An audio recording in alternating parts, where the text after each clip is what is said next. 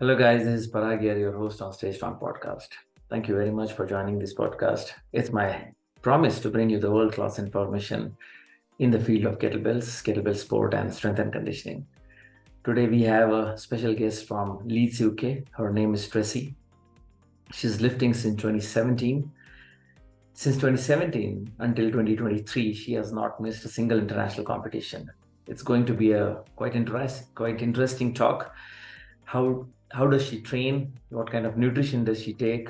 And what kind of training program does she follow? Guys, please help me welcome Tracey from Leeds. Hello, friends. This is Parag here from Stay Strong podcast. We have Tracey today. Tracey is from Leeds, England. Tracey, over to you, Tracey. Please introduce yourself, your background, most important, your fitness background and your professional background, both. Okay. So I am Tracey Howson. I live in England. I am president of the English Kettlebell Association. I've been lifting kettlebells for around 7 years. I got into the sport probably quite late in life, so in my mid-30s. And before that, I had some training experience just in a commercial gym. I found kettlebell sport through a personal trainer, and then just with a spot of Googling, going online, trying to find competitions, I found a local club. And then everything has escalated from there. I started my first kettlebell competition in, I think, 2017, just doing 5-minute sets, progressing then to lifting internationally. In Greece, that was my first international competition, and I have competed internationally, I think, every year since 2017, and here we are in 2023. Lots of exciting competitions. I will just touch on, I suppose, a little bit before I started kettlebell lifting. Now, a lot of people find kettlebell sport through other sports. They come into kettlebells from having done other sports, mainly martial arts or something like that. I certainly did not take that route. So my background prior to kettlebell lifting is I was pretty unfit, pretty overweight, and I was like that for the majority of my teens and 20s.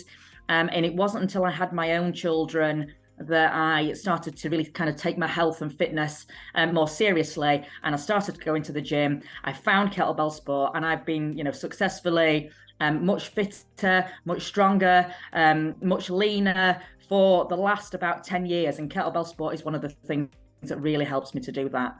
Wow, that's nice. So professionally, you are having a fitness background or you are into something different? Like if you can just... No, so my all of kettlebells I do for the love. I absolutely love it, and I do it for the love. My main job is I manage a contract for foreign language interpreters. So I look after all the UK courts and tribunals. So if a foreign language interpreter is needed, then I provide them. Oh, okay. That's nice. That's nice. So that is based out of Leeds only. That is, yes. Okay. So how did you start with the kettlebell sport? Like, which was your first competition in the UK? Like, if you can just tell that, and what weight did you lift it? Was it 8? Was it 12? How did you start? Yeah, so the very first time I lifted a kettlebell, I will never forget it. And I was just in a commercial gym, and I'd been training really hard, lots of barbell work, and I thought I was getting really strong. And then the trainer that I was working with at the time brought over a 12-kilo kettlebell, just one, and he asked me to lift it for a minute. And I thought, well, that's going to be really, really easy. And after about 10 seconds, it was really, really hard. So I immediately thought, I need to learn more. I need to learn how to do this. So I just started there with 112, and then found a club and started training and getting coaching in kettlebell sport. I did my first competition. We had something in the UK called Grassroots. Yes. And it was 5-minute competitions. And we used to run them all over the country. And that was my first go at kettlebell lifting. I lifted 2 12s. I did jerk, snatch, just one kettlebell per snatch, and then long cycle, all on the 12s. That was back in 2017. And then at the end of that year, I lifted double 16s in Greece. Then that was my first international competition. Okay, okay. Now, when you started lifting kettlebells, did you had any kind of a background with the fitness, like maybe marathon or maybe running, maybe lifting weights, any kind of background for a few years or anything you started with your any kind of fitness activity? Yeah, so it was out of, I'd been going to the gym for maybe 2 or 3 years. Okay, So I've been lifting weights, I'd been doing a lot of interval training. So my fitness was quite good. I had a good yeah. level of base strength, which I think enabled me to come into the sport and go quite quickly from, like I say, the 12s onto double 16s and compete at the end of the first year. So I did have a few years of experience in the gym, but prior to that, it was nothing at all. Okay. How was your first experience, Tracy, lifting kettlebells to a single 12, especially 8th, 9th, and 10th minute? If you have done it for the 10 minute. Yeah, so I mean, one of the things that is really testing about kettlebell sport is the mental side to the sport. I think that, once you get into, in fact, after 4 minutes, I actually find after 4 minutes, it's the period between 4 and probably about 7 that I find the hardest mentally. So you've got to just find a way to keep going, focus on that next minute, focus on that next rep. And actually, after I get to 7, I can see the end then. I can see that there's only a few minutes to go and I can hold on, I can grit my teeth and I can work my way to the end. But yeah, it's very, very tough mentally. And I think that is one of the things that's really, I suppose we don't talk about it enough in kettlebell sport, that, it gives you the kind of mental tenacity to get through a full 10 minutes. You have all kinds of demons going on in the back of your head, telling you to put them down, telling you're never going to make it to 10 minutes. And it's how you overcome all of that that I've just found such a, fantastic way to develop myself, my mind. And it really kind of helps in other areas of your life, when you can do something like that, overcome all of those demons over that time period, really kind of sets you up to be quite mentally strong. Okay, okay.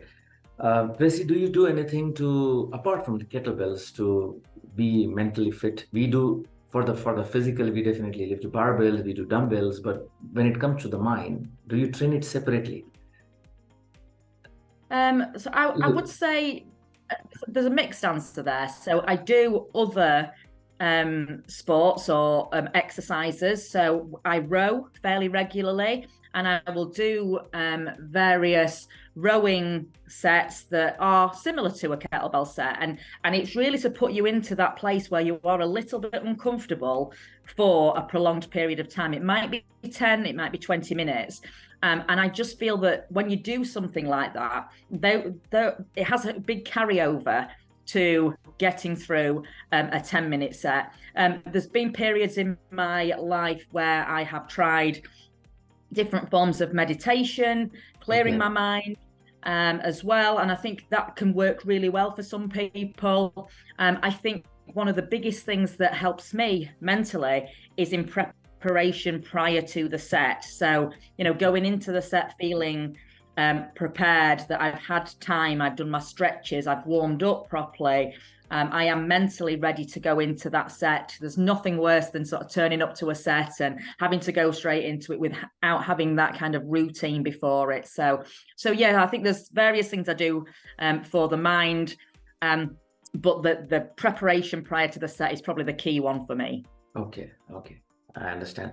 Do you meditate even these days, Tracy? Do you meditate? Do you do meditation? I do. I tend not to do specific focused meditation, but what I do like to do is I do a bit of running, and I find actually being outside, outdoor running, not on a treadmill. I do find being outside is quite relaxing for me, even though it is quite relaxing for me, and it clears my mind. So I do that several times a week instead of meditation, because I just find that's easier for me to, and very naturally clears my mind. So that's my way of kind of getting that sort of mental exercise now. Okay, I understand. Okay, great.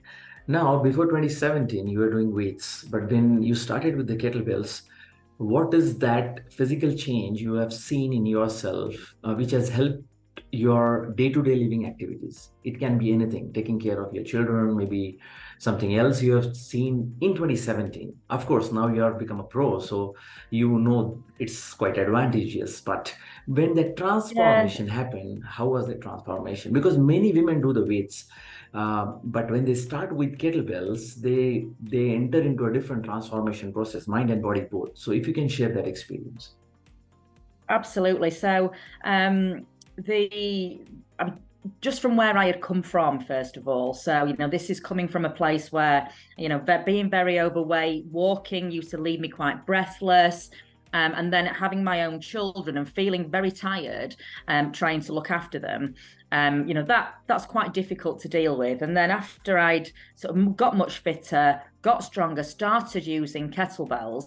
And the thing about kettlebells is that you aren't just getting the you aren't just getting the strength training, there's endurance and cardio and all of the other benefits that come with it. And I do remember there was just a very, very special moment for me, that my son was probably about 5, and he was learning to ride his bike. Okay. And he was on his without the stabilizers, without the little wheels on the side. And he was on the bike, I was holding it, and I was just running by the side of him, just up and down for, well, what felt like hours, but I was just running up and down. And he was riding his bike, he was absolutely loving it. And the sudden realization that if I hadn't taken charge of my health and fitness, if I hadn't started doing kettlebell sport, I would not have been running up and down the park with my son, teaching him to ride his bike. I wouldn't have been fit enough. I would have been absolutely exhausted. I would have had to just sit and watch that while somebody else did it. And it was just a very, very magical moment. Okay. That when you realize what transformation has actually happened, and really opened up doors for me to enjoy my children in that way. And it was just so very, very special. Wow. Wow. Yeah, we get such kind of experience, and that is how we get addicted to kettlebells, because that transformation has already happened in our mind. So that's really nice. Mm-hmm. Now, I would want to know that women, especially post 40, 45, don't want to take risk to lift weights. Many women might who want to get into the kettlebell sport after 40, don't want to lift the weights because they don't want to take the risk. That's what's running their mind. What would you suggest that how to get started for the women who are starting their lifting journey post 40, post 45? So I think the brilliant thing about kettlebell sport is there's something in it for everyone. We've got 1 arm lifts, we've got 2 arm lifts, we've got 30-minute sets, 60-minute sets, a pentathlon. There's lots of different things that are available within the kettlebell sport arena, and all different weights. You don't have to go straight to a really heavy kettlebell. You can start very light. And it's just a really great way for people to start some kind of resistance training, particularly for women over 40. Resistance training over 40, really great for women's bones to prevent osteoporosis. As we get even into our 50s, 60s and beyond, to really kind of protect against brittle bones and all of that kind of thing. So I think it's really important, and I would encourage any women over 40 or 45 to start doing some form of resistance training. Kettlebells is very, very accessible. We can have kettlebells at home. There's kettlebells in every single gym. It's just very easy for us to take it up. So, I would just really encourage anyone. I would encourage them to join a club as well, because the social aspect. I mean, we make connections all over the world. We've got great kettlebells. A great kettlebell community in the UK, but across the world. We're doing this podcast today. We've connected because we are part of this great community. So not only all of the physical benefits, the benefits of being part of such an amazing and inclusive community is something that I would encourage anybody to do. Yes, that's a great answer, Tracey. It's nice. Yeah, I'm sure when women would, listen to this podcast, they'll get inspired, because Many women come because, based on my experience, because I'm also into training coaching for like over 10 years now, they come for the short period of time. So maybe for a year, maybe for a couple of years, and then they just quit. It's about the consistency of the training. I personally feel that women should be mostly be consistent to see the result, because the result will come at the end. Like you've been now 6 7 years now, your results will be incredible now. And if you go back in 2017, you will see, oh, I was not able to lift even 12 kilos. Now I'm lifting 16 or maybe 20s or maybe 24s. So that's really amazing. What kind of a nutrition program do you follow, Tracy, on and off the competitions? Like, for example, now there is no competition time. Maybe there might be some English competitions, but when it comes to the world competitions, there is a different couple of months you really follow some kind of a strict nutrition. Maybe off the competition, do you have something different nutrition? If you can just, highlight on that. Yeah, so I mean, my approach to nutrition is to try to keep it as simple as possible. And I think for somebody like myself that has had some issues in the past with overeating, I do find that keeping it very, very simple works really well for me. So I would generally follow a calorie target, and I have a protein target as well, because just that kind of growth and repair that we have to go through to become fitter and stronger. So really important that you are getting enough protein. And it's really just those things that I would put my main focus on, that I'm hitting a calorie target and I'm hitting my protein target. I mean, outside of those two things, I mean, I over time have become much better at getting really great nutrition from whole food sources. So I tend not to supplement very much, but supplements 100% do have their place for those that are perhaps deficient in certain areas. So I keep my nutrition very simple, lots of whole foods. I eat well about 80% of the time. I enjoy a bit of what I like 20% of the time, and keep it just as simple as that. Okay. So you take some multivitamins or something else from supplementation standpoint? Not at the moment. I have done before. I've taken like multivitamins, just kind of an every all-encompassing multivitamin, but I wouldn't go any deeper than that. A lot of my friends and people in the kettlebell world, particularly as they have got kind of older, 30, 40 and 50 plus, are taking things like cod liver oil. There's benefits to the joints and things with that. I personally don't take that at the moment, but that's something I might look into. I mean, it's just really it's a very personal thing, I think, nutrition, that you have to eat to your own goals, and give it the focus that it's required for the individual. I've known many lifters, definitely doesn't apply to me, but I've known many lifters undereat, and they're particularly the ones that are doing much longer sets, and then they're losing weight quite drastically. Okay. And then finding it difficult, finding themselves coming into sets depleted of energy. So yes. I do think it's very important to watch your nutrition, but I definitely, from my perspective, don't overthink it. Okay. So you have any like a vegetarian or non-vegetarian diet fix, or are you like all throughout the day, like including your breakfast, lunch, dinner, do you eat non-veg, or how it is? Or are you vegetarian? No, I'm not vegetarian. Okay. I do eat meat.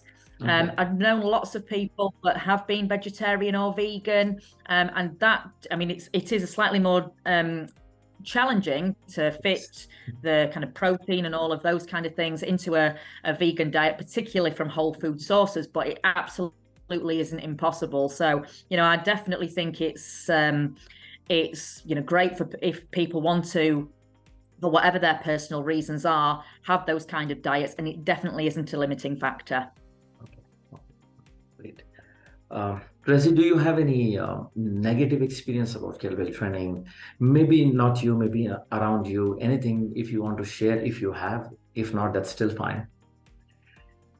Any negative experience about lifting, probably, wrong form or anything else, if you've come across in past 7 years? I think one of the I mean, I don't really want to say it's too negative, but one of the challenges I would say that we've had over the time I have been lifting kettlebells is that when the COVID-19 pandemic hit, everything went to being online. Yes. And I think during that time, there were lots of people submitting sets via video. They weren't being live judged. And people that were coming into the sport at that time, I think have really suffered with the lack of live judging and the live feedback, because you kind of see lifters that have come through and they're very much addressing those issues now, but things like fixation and technique were a bit of an issue for a short period of time, and definitely something that we've seen through the English Kettlebell Association. We've addressed with many of our lifters, and something that we continue to address, and we continue to reinforce, the importance of proper form and fixation, and what the judge is specifically looking for. So, definitely think we're coming out of the other side of that. But that was a challenging period, I felt, for us, and it was challenging because when we were getting sets submitted by athletes for our competitions, you were having to give the feedback retrospectively that there's quite a few no counts in a set, and that for a new lifter can be quite difficult to hear. It can put them off wanting to be in the sport, but obviously that's very important part of our sport, lifting with proper technique and kind of following the rules of fixation. Yes. Okay, nice. Okay, so since 2017 until today, have you trained always with a coach? Yeah, I have. So my coach, I found, online in probably at the end of 2016, I found my coach online. My coach, I've had the same coach the whole time. We work very closely together now. So we both run the Kettlebell Sport Hangout together. Okay.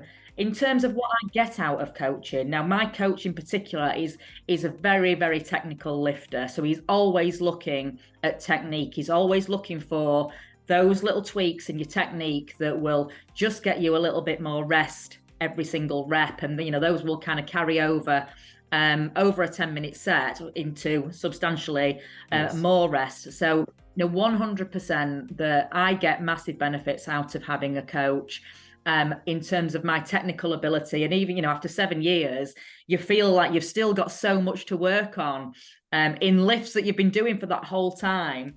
But it is keeping an eye on those things and keeping an eye on the bad habits that might creep in, and that is one of the massive benefits I get out of having a coach. Okay, now training with the coach, what are one or two things which you are not able to improve? You understand my question, what I want to say, because over a period of time, we all have some or the other thing lacking in the technique. Say, for example, some people might lack cardio. Some people might have, not able to do the double jerk correctly after they get tired. What is that one or two thing you want to share that you want to improve in your technique, if you want to? Yeah, so I make no secret that I do not enjoy snatch as a lift, and I do on, but I do not enjoy snatching. So I always find it challenging for when I'm looking or really looking to improve snatch technique. Okay. Because you have to drill the correct there's probably a couple of things. In fact, my coach in my ear now going, there's this and this. But it would definitely be around that lift. I mean, they've got lots of things to improve, I'm sure, in jerk and long cycle. But if there is one thing that I would say that is the thing I need to work most on, it would be snatch. Okay, great. Okay, wow, that's interesting. If you can share with us your best lifting records when you have like in the UK or maybe in the international events, maybe it might be for the marathon or pentathlon or maybe 10-minute GS standard, like.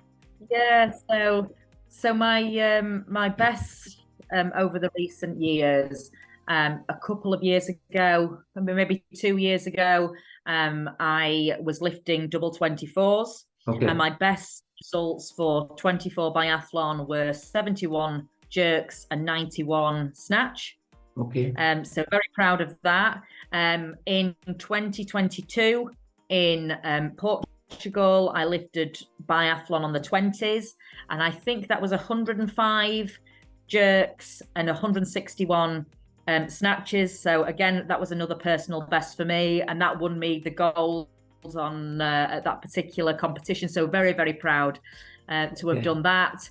I think long cycle, I have lifted double 24 long cycle. I think got to around maybe 45 reps, and then I've moved over to biathlon on that's on double 24s. On the 16s, I think my record is about 105, which is definitely very tough on the cardio. So yeah, some of my my most memorable PBs. Okay, marathon. You have done marathon 30 minutes?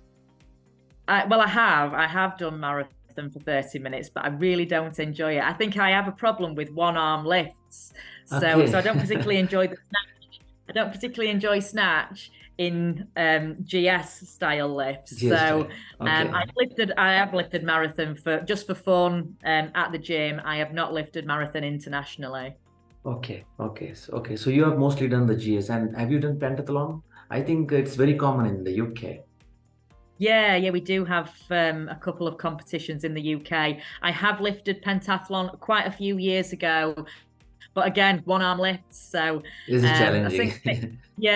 I think my best was around 1,400 points. I can't quite remember exactly what I'd achieved there, but I had done it, and definitely leave that to those people that enjoy that one arm stuff.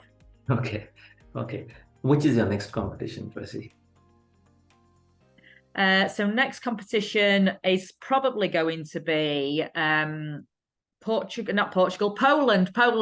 Okay, we've been to Portugal. That's the worst. So it will be WKSF World Championships in Poland next year. So very, very excited about that. We did promise the Polish team that we would support it wholeheartedly. So my big plans is to go and lift hopefully personal bests in Poland next year. Okay, and are you playing any local competition in the UK? We have a grassroots. So this is the first time we've had a grassroots competition. So they're just 5-minute sets. We've got one of those coming up in November. It's the first one that we've had after the COVID-19 pandemic. So we should get really good representation. I mean, even though it's 5-minute sets, we call it grassroots because it is for beginners. I think we've missed it so much that we will have a lot of experienced athletes there.